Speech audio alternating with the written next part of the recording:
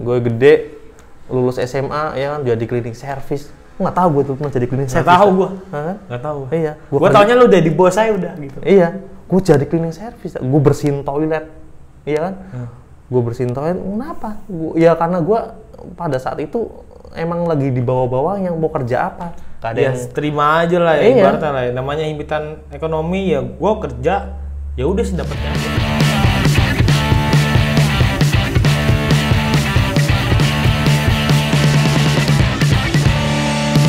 Oke, kembali lagi sama gue Mada. Kali ini gue kedatangan tamu Awal Bintang. Ayo, for your info nih, dia nih pembisnis emas. Emas bro, plus permata juga ya. Wah gila lu, jamu emas apa tuh? Sembrono lu, mereknya dong. Yang tahu-tahu aja nih mereknya nih. Iya. Gimana nih? Bagus ya, tuh. Gimana nih? Gimana lu pertama kali bisa ngegelut bidang emas ini nih? Awalnya bisa terjun di bidang emas tuh gimana? Kejebak dah. Kejebak? Iya. Emang cerot di dalam? Hah? Kagak. Mau bara lu. Biasa gimana ya? Terus ya. Enggak. Ini namanya kita ini ya, apa namanya? Nggak tahu aja, tiba-tiba gue langsung ke emas. Kenapa ya? Nah gimana sih?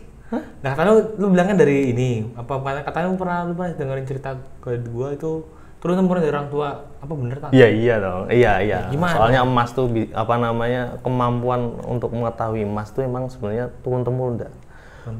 Itu dan keahlian itu nggak disebarin ke semua orang kayak gitu. Diem aja nih, yang tahu-tahu aja sih sebenarnya. Lo pada sih nggak ada yang tahu. Gimana? Enggak gampang sebenarnya. Ya awal mulanya sih keinginan untuk merubah nasib aja dah. Dari perkembangan ekonomi. Iya, dari apa namanya, himpitan ekonomi keluarga. Gua kecil tuh bukan orang yang mampu dah. Tapi gua dari ekonomi ya bukan menengah lagi, menengah ke bawah tuh. Bawah banget. Menengah tengkurap. Iya, tengkurap itu. Aduh. Ya sama sih. Iya, tapi kan gua coba untuk apa namanya, merubah nasib gua, gimana caranya biar gua bisa berubah nasib gua gitu. Ya kecil gua susah dah. Gimana tuh? Kecil gua mah dulu jualan apa namanya, kue basah, ya nganterin kue basah ke sekolah-sekolahan, bangun pagi, ya kan? Bangun pagi gua anterin pulang sekolah, gua ambil gitu, buat bantuin keluarga. Gua naik sepeda itu bisa 3 kilo, 5 kilo itu tiap pagi. Masih itu kecil tuh ya kan? Masih SMP itu gua. Udah kayak di film-film tuh ya tuh. Iya, bener serius kok gua kalau ngeliatin masa lalu gua kayak nostalgia. Berarti TV bener tuh ya kayak gitu. Bener, iya. Biasanya orang yang apa namanya, pengusaha itu timbul karena ada kemauan. Enggak, karena himpitan ekonomi. Pressure-nya yang kuat, akhirnya gua gimana caranya biar gua nggak kayak gini terus. Bosan gua dengan kemiskinan ini. Berubah, ya Allah. Iya bener. Nah dari situ kan, gua kecil gua jualan kue basah, gede gitu kan. Gue gede, lulus SMA ya kan, jadi cleaning service. Nggak tahu gue tuh pernah jadi cleaning service. Saya tahu gua. Nggak tahu. Iya. Gua taunya lu udah di bos saya udah gitu. Iya. Gue jadi cleaning service. Gue bersihin toilet. Iya kan? Gue bersihin toilet. Kenapa? Ya karena gue pada saat itu emang lagi di bawah-bawah yang mau kerja apa. Ya terima aja lah ya, ibaratnya lah ya. Namanya himpitan ekonomi ya, gue kerja ya udah sedapatnya aja lah. Iya bener, gue jualan apa namanya, kue gue lakuin gitu kan, gue bersihin toilet gue lakuin, gue ngepel lantai gue injek lagi gue lakuin, tapi gue punya. Sedih gak sih kadang tuh yang dia habis dipel terus diinjek lagi? Sedih banget. Kayak gak ada harga dirinya gitu ya? Iya, bener serius. Tapi makanya dari situ gue tahu gue harus menghargai setiap pekerjaan. Yes. Bener. Walaupun itu kerjaan kotor juga gue tahu, wah rasanya ternyata kayak gini ya. Yang penting halal, Pak. Iya, yang penting halal dari itu, iya. gitu kan. Wah, dari situ tuh gue juga nggak tahu juga, tiba-tiba gue kerja kayak gitu, gue jualan juga jualan ikan bakar, serius. Wih deh. Tiap pagi subuh gitu gue ke tempat pelelangan ikan, gue belanja di sana, gue kenal. Murah soalnya ya ikan. Iya, gue jualan di sana, jualan ikan bakar tiap apa namanya malam, gue dari pagi subuh sampai tutup selesai tuh jam 12 malam gitu. Bener-bener gue lakuin semua itu karena gue pengen nasib gue berubah kayak gitu. Benar sih. Terus nah dari itu gue beranjak gede, itu umur berapa ya, sekitar 20 tahun Berarti 20 setelah tuh tahun kerjaan tuh ya. gua lulus terus. SMA gitu kan. Ada deh tetangga gua nih apa namanya pulang dari Jepang. Gua ngeliat Ngiri nih. iya, gua ngeliat itu kan. Maksudnya biar kita ngiri dalam artian bisa merubah ekonomi kita. Iya, untuk lebih bagus lagi. iya. Gua tanya tetangga gua gitu kan, lu gimana sih itunya? Apa namanya cara pergi ke Jepang gimana sih? Langsung tetangga lu ketik Rex spasi Jepang gitu. Gue ceritain manis-manisnya dah. Oh iya manis. Gue ceritain manis-manisnya itu. Jadi seakan-akan kita kepingin Oh lah iya, ya. gue pengen ke sana. Pokoknya ini salah satu cara gue buat merubah nasib kayak gitu. Belum tahu padahal pahitnya gimana pas di sono. Padahal belum tahu tuh pahitnya gimana itu. Wah kalau diceritain mah pahit banget. Pahitnya? Bener. Pahitnya dari Minum sake kali pahit. Enggak, Apa proses seleksinya ada. Oh, yes. Buat masuk ke situ, buat berangkat. Oh masih awal-awalan. Di awal-awalnya itu, waduh. Kalau gue suruh ngulangin aja gak mau kali ya, bener gak? Ngap ya? Ngap bener, sedih banget dari keringat, air mata, udah dikorbanin semua gitu kan. Gue berangkat di sana, pulang itu ya lumayan deh punya modal. Gue pikir ketika gue punya duit Nggak, ceritain dulu dong pas di Jepang dong. Gue pengen tahu nih. Apa? Ceritain dulu di Jepang. Lu pernah nggak sih ngerasain norak nih? Di Jepang kan di Indonesia nggak ada musim salju nih. Iya. Lu di sana sih ada musim salju. Oh kan? iya. Lu pernah nggak bawa sirup gitu, sirup marjan gitu? Kagak pernah itu salju. Gitu. Kagak pernah lah. Boro-boro, lu bayangin aja udah suhunya udah dingin gitu. Masa gue makan es nggak mungkin dong? Ya kan ibaratnya kan ya kita kan sebagai Indonesia biasa kuno ya. Kan nggak pernah ada salju, soalnya bawa salju karena nggak ada marjan pakainya kecap anjing nggak tuh. Lo tau nggak ada? Apa? Ternyata yang suka lihat salju itu cuma 2 orang doang. Hah? Pertama, Temen lu masih ada marjan? enggak, yang orang-orang yang suka lihat salju cuma dua kriteria orang. Pertama, anak kecil yang suka salju itu suka banget kalau lihat salju. Nah, yang kedua, orang yang pernah lihat salju. Mungkin gua kali salah satunya itu. Iya, lu kalau lihat salju bagus nih, wah, Kita belum tahu gitu kan luar negeri gimana. Iya, tapi katanya salju itu kotor kan? Ya kalau udah itu kotor sebenarnya nggak boleh. Kalau di sana sih nggak ada yang main terus dimakan tuh nggak ada. Cuman buat mainan-mainan aja. Orang kita jalan aja naik kendaraan gitu kan, licin itu. Iya percaya sih. Udah udaranya dingin banget gitu kan. Mau jalan licin kayak gitu, nggak enak pokoknya deh. Iya gitu kan. Terus. Habis itu apa namanya? Ya gue kerja aja di sana. Kerja buat modal. Berapa tahun tuh? 3 tahun. 3 tahun terus baiklah ke rumah tercinta di Pekalongan. Iya, gue pikir gue udah punya modal lumayan lah ya. Gue pikir ternyata habis itu tuh gue mikir tuh gue mau usaha apa gitu kan. Iya. Nah di situ gue karena background keluarga bidang emas gitu kan, gue coba buka toko emas dah. Iya. Buka toko emas gitu kan, itu cuman bertahan setahun. Alah, bangkrut dah. Anjing. Duit 3 tahun di Jepang, bangkrut. Habis, bener-bener habis. Pecah pala bos. Kalau orang bilang tuh Jamilah. Apa? Jamilah Jamidong. Enggak, Jamilah. Jadi miskin lagi dah. Jadi miskin lagi? Iya. Bukan biasanya OKB orang kayak Jamilah. Dari OKB gue jadi Jamilah gitu. Anjir, jadi miskin lagi. Ada aja bahasanya Jamilah. Iya. Terus. Tapi dari situ dah. Gua bangkit. Gua coba bangkit kayak gitu kan. Coba bangkit di bidang emas, ketemu sama temen juga yang main emas. Relasi lah. Iya.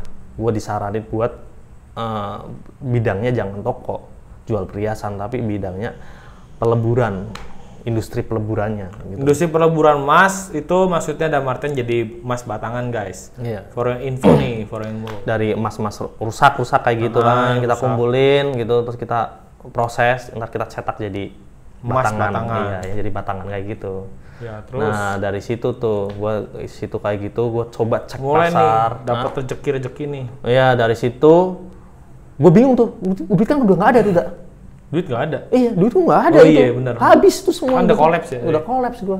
Gue mikir, bangkrut. Udah gue bismillah aja deh gue. Gue minta doa orang tua, gue jual tuh tanah warisan orang tua gue. Aduh. Tapi nyokap lu dan bonyok lu itu ibaratnya janganlah. Enggak. Dia malah berpikir pokoknya lu mau apa, kalau lu yakin mampu bisa lakuin kayak gitu. Sampai sedukungnya sampai segitu. Iya. Orang tua gue nggak bisa kayaknya kayak gitu. Iya. Terus. Gue yakinkan kalau gue bisa untuk itu kan usaha ini. Ya gue minta doa juga buat orang tua juga, gue kan doa restu lah ke orang tua. Iya, namanya usaha kan. Karena doa orang tua itu nomor 1 dah. Benar. Kita hidup itu ya kan ya karena orang tua gue. Benar. Ya, kalau kita mau sukses pun ya kita harus benar-benar bakti pada kedua orang tua. Pokoknya ke orang tua itu segalanya lah, everything lah. Iya. Nah dari situ gua mulai rintis pertama gitu, dari omset sekitar ya sehari itu paling sekitar dapatnya mau 5 juta gitu. Sehari tuh? Sehari tuh ya? Iya, sehari 5 juta. Sebulannya berapa ya bosku? Ya sebulannya kalikan 30, berarti sekitar 150 juta. Iya, itu untuk putaran uangnya, putaran cash flow-nya gitu. Itu berarti diacak-acak lagi ya? Iya, terus kita makin lama banyak pelanggan itu masih awal-awal ya? Masih awal-awal ya? Masih awal-awal itu. Masih awal-awal 5 juta sehari. Itu kecil nggak di bidang sebulan 150 juta itu kecil. Iya. Hei, pakai headset dengerin. Anda orang-orang miskin termasuk saya juga. terus. Habis itu ya, gue lakuin ternyata cash flow-nya bagus ya, untungnya lumayan gitu. Karena lu udah tahu fasenya di mana. Iya. Karena gue emang karena titik jatuh gue itu gue belajar. Iya, gue belajar tuh emas tuh kayak apa gitu kan. Gue belajar lagi ngembangin usaha emas tuh, lebih belajar lagi tentang emas lebih mendalam lagi gitu. Salut sih gue. Dari itu gue masuk di bidang industri peleburannya itu kan gue udah punya ini fondasinya. Biaya sekolahnya kan gue mahal cuy. 3 tahun Jepang habis semua di situ. Iya kan? Iya benar. Sekolah gue itu mahal banget tuh cuy. Iya. Gue tekad pokoknya gue harus bisa di sini gitu kan. Nah dari situ gue dari ya kecil-kecil 5 juta sekarang ya lumayan lah gitu. Sampai berapa nih bosku? Ya masih bergerak terus. Tapi berapa nih kisarannya nih? Kita mau tahu nih. Ini masih kisaran ya? Maksudnya nggak detail harganya, dalam arti detail harganya apa? Detail. Penghasilannya lah. Ya omsetnya sih sekitar ya 3M lebih lah gitu. 3 ember apa 3 daun nih? 3 miliar gitu. Itu sebulan ya? Sebulan. Berarti per harinya nggak tahu berapa? Itu untuk keuntungannya ada deh gitu. Untungannya ada lah ya? Nggak enak juga bang. Ya, jangan sombong, orang nggak boleh sombong. Di atas langit masih ada langit gitu. Masih kecil bang. Masih ada orang lain di atas. Iya, masih kecil, serius masih kecil. Gue juga masih banyak belajar, masih banyak berinovasi. Ya ini kita sharing aja sih, maksudnya dalam artian kapan lagi kan gue baru tahu punya temen bos emas gitu. Yang gue kira ya dia temen dulu tuh biasa aja ya? Iya biasa aja, maksudnya kalau lu mau tahu lah ya, ibaratnya gue temenan sama dia di kampus sekelas. Ini paling tua nih di kelas ya tangga. Iya bisa dibilang gitu. Bisa bilang kayak gitu. Cuman yang jadi PR-nya adalah kan gue juga ibaratnya tua nih. Nah dia itu kalau habis dari kampus langsung cabut. Gue nggak ngerti gimana, nggak ada namanya nongkrong. Pas gue selidikin, gue ngajak ngobrol sama dia. Gue punya usaha ini tapi nggak dikasih tahu caranya apa. Dan hampir udah mau lulus baru dikasih tahu. Nah usaha gue tuh sebenarnya ini Blair gitu. Ini pantesan aja lu pulang kampus pulang cabut. Gue sebenarnya kuliah itu sebenarnya buat ini aja dah. Nyari relasi. Kali ada teman orang tua yang mau jual emas gitu kan. Karena kan gue hidup di bidang ini pengusaha itu kita harus perbanyak relasi. Bener. Orang-orang sukses itu kan kita karena banyak teman-teman yang sukses juga, dan gue yakin juga teman gue nih bakal jadi orang sukses juga nih cuy. Amin. Iya, doain aja kan. Iya. Semua tuh nggak tahu. Iya, semua nggak ada yang tahu. Nggak ada yang tahu. Kayak gue nih ibaratnya nih, gue bikin YouTube. Ya masih baru lah ibaratnya, subscribe kecil, yang nonton sedikit. Tapi konsisten lo. Tapi ini ya, gue misalnya dalam artian, gue berpikiran ya apalah ya kalau kita nggak coba kan. Lu bisa aja bikin entah tuh YouTube, entah lu TikTok, entah lu jadi selebgram, mau cewek, mau cowok, bodo amat. Kan teman-teman lu ibaratnya ngehina lu bikin apaan sih ini nggak jelas. Belum tentu teman lu mau bikin juga. Ketika nanti lu udah di atas, teman lu juga akan sendiri yang kaget. Anjing ternyata nih orang bisa. Makanya gue bikin ini karena apa? Karena gue mikir nggak ada yang tahu semuanya bakal bisa jadi ada atas apa enggak. Kayak macam Arta Halilintar lah atau Deddy Kobuser, siapa aja pun yang di YouTube yang terkenal. Ya lu bikin YouTube juga belum artian kita nih ibaratnya kayak makan ale-ale lah, kayak minum ale-ale. Karena semua yang besar tuh dimulai dari kecil. Nice. Semua yang besar tuh dimulai dari kecil. Kita jangan menganggap remeh suatu perbuatan kita. Mungkin dari sesuatu yang anggap kita remeh bisa jadi ke depan jadi kita yang malah yang lebih gede ya. Iya. Bisa jadi gede, luar biasa. Dan gue ya pasti itu orang-orang kaget dan sebagainya. Wah, ini dia bisnis apa nih? Atau dia pakai apa namanya dukun-dukun kan nggak mungkin ya kan? Enggak. Kita kan ini nggak ada yang tahu, proses nggak ada yang tahu, bos. Asik gak? Gue ya dulu nggak tahu, gue mau jadi kayak gini nggak tahu. Iya sih, ini karena semua emang himpitan ekonomi dan kitanya juga bukan dalam artian di tekanan himpitan ekonomi. Biasanya kita juga ada berpikiran, gue mau kemana nih? Gue mau kemana nih? Iya. Nah kalau lu mau tahu udah tahu arahnya kemana atau lu mau coba suatu hal yang belum pernah lu lakuin, benar. Nah di situ lu bakal nyobain lakuin, mau urusan yang belakangnya gimana apa enggak, kita nggak ada yang tahu. Iya. Urusan itu lillahi ta'ala. Iya. Pokoknya semua serahin aja ke atas. Iya benar. Iya, hidup tuh nggak mungkin kalau di bawah terus, karena hidup itu udah kehidupan kan. Iya. Kadang kalau di bawah, kadang kalau di atas. Nah, pas kalau di bawah lu harus kuat bisa nyampe ke atas. Kalau lu di atas, ya jangan lupa sama yang di bawah gitu. Benar. Jadi gua kadang berpikiran gini sih Pak. Gua orangnya tipe kalau baik ke semua orang ya. Berarti gua mikirnya gua baik semua orang. Satu saat nanti ibaratnya teman gua nih ya, kita ibaratnya ada kesusahan gitu, teman kita ngontek Pak. Dah ada ini nih gitu. Jadi kan kesana, karena kita kan dari dulu baik terus ya. Iya. Jadi kalau sana ada orang jahat, itulah namanya investasi. Nah iya, maksudnya dalam artian tuh jangan lu berbuat jahat, teman lu berbuat jahat ke lu, balesin aja baik. Udah ntar dia juga malu sendiri sebenarnya. Iya benar. Semua itu kalau kita tuh sebenarnya gue juga nyadarin gue tuh ngerasain sendiri.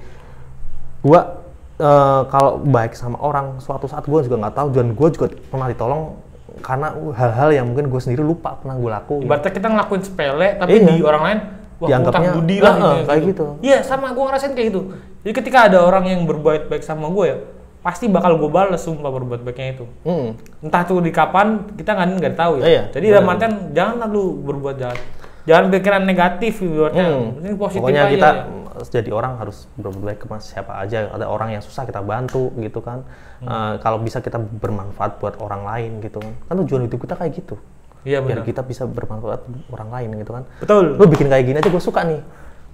Lu bisa sharing-sharing ke teman-teman gitu kan, buat motivasi ke orang-orang bahwa dalam masa pandemi ini kita tuh harus tetap produktif kayak gitu. Benar. Daripada kita gabut gak jelas ya kan? Iya benar. Iya nggak, gabut gak jelas, buang-buang duit, buang-buang waktu. Lu mending bikin suatu hal ibaratnya ya, bukannya kita ibaratnya mendewasakan orang ya. Iya. Cuman tapi emang justru orang-orang yang produktif, orang-orang yang suka bekerja keras, itulah calon-calon orang-orang yang bakal sukses dah. Amin. Gua doain lu biar sukses ya dah ya. Amin. Doain guys. Support terus channel gua guys, siapa tahu jadi berkah kan jadinya. Iya, tetap dukung terus nih channel dia nih. Biar dia bisa berkontribusi terus buat bermanfaat buat orang lain. Betul. Nah, nih Pak, kita balik lagi ke masalah emas nih, jebret gitu. Nah, kan ketika lu udah dapat emas perleburan, lu katanya juga bermain berlian juga ya, Pak?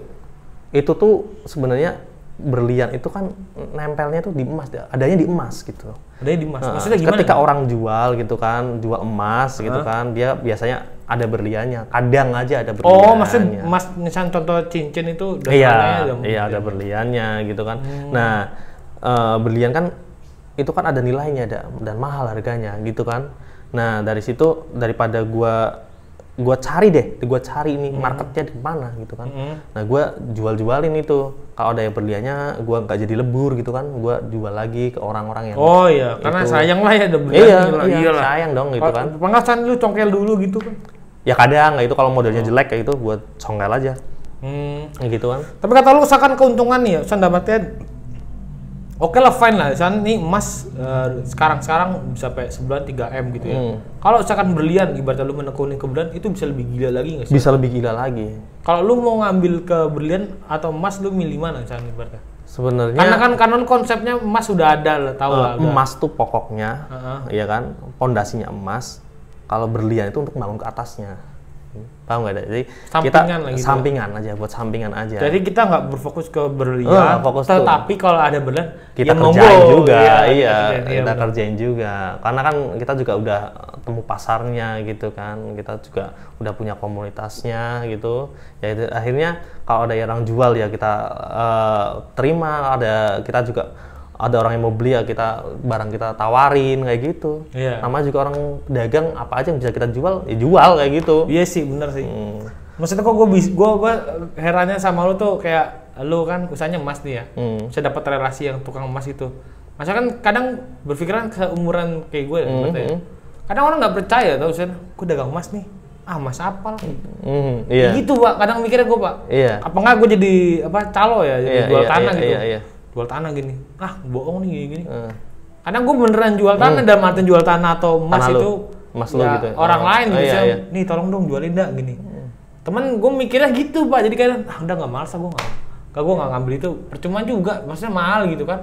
Yang mau beli itu kontak gue kecil, iya nggak apa-apa lah. Lu berusaha gitu. untuk ya namanya orang namanya merintis itu, emang dari kayak gitu, dari penolakan terus gitu kan.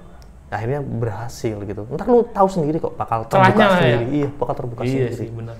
Lu namanya usaha itu fighting spiritnya harus kuat, bro.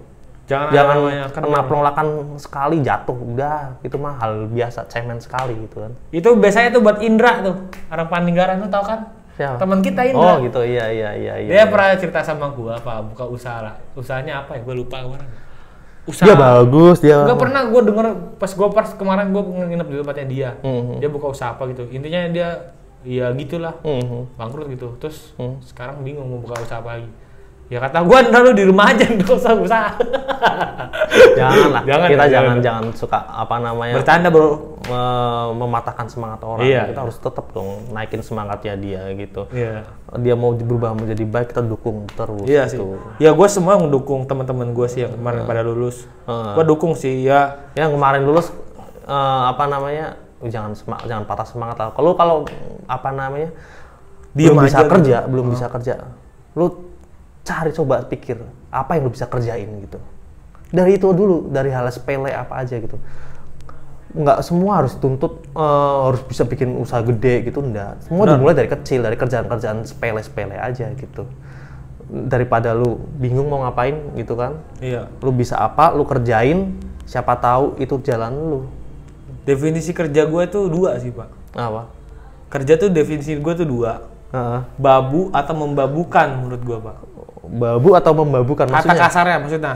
Babu itu dalam artian kita kerja di orang lain. Mau jadi manajer juga masih ada atasannya. Iya. Ya kan? Iya. Kalau kita jadi membabukan, lu mau buka cilok kayak somai ya lu jadi bos, men. Iya enggak sih? Iya. Cuman masalahnya kan tinggal orangnya milih yang mana gitu kan. Iya. Kalau gua mikir ya definisi kerja gua 2. Karena gua dulu sebelum gua kuliah gua kerja. Ya walaupun dalam artian kerjanya gua pindah sana sini ya.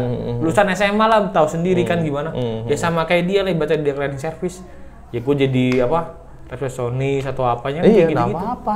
Namanya juga masih muda. Maksudnya dalam artian kita kan, iya nggak apa-apa. Maksudnya dalam artian kita SMA ngerinya, berpikiran gue tuh kadang SMA ya udah segitu-segitu aja. Iya. Makanya kita kuliah.